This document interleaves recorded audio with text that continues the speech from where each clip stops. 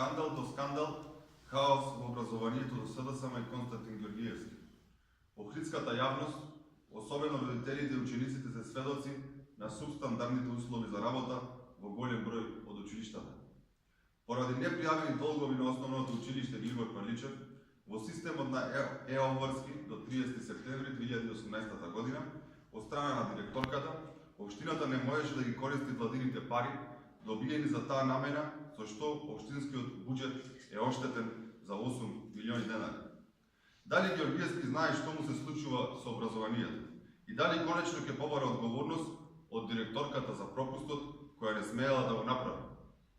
Основното училиште Григор Павличев со години има блокирана сметка. Советот со години усвојува извештаи во кои не се прикажуваат трошоци и за најелементарните потрошени средства за одржување, хигиена и непречена настава. Неодамна на социјалните мрежи се појавија фотографии од струшен таван во училиштето. Постојано се бараат донатори и спонзори.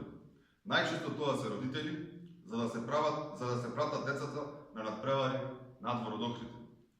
Зошто во вакви услови на Советот му се дава на усвојување изјава од која треба да се заклучи дека долгот е минимален и училиштето ќе се справи со истиот од сопствени средства. На овој начин средствата од буџетот на државата нема да бидат искористени за раздолжување на образовните единки формирани од општината, туку ќе се сервисираат само општинските долгови. Оно што е јавен интерес, а тоа се нашите најмлади и процесот на нивно образование се надвор од фокусот на општината. Ќе бидат оставени со блокирани сметки и до гуша во долгови кои изгледа не се евидентирани од непознати причини. Кој ќе сноси одговорност? Но за жал ќе трпат децата и родителите. Тоа нема да го заборават охриѓани. Кај Георгиевски и СДСМ поочигледни се стравот од пораз и недовербата на граѓаните. Затоа ќе бидат казнети на 21 април. А сите ние заедно ќе го направиме Охрид поубав град за живење.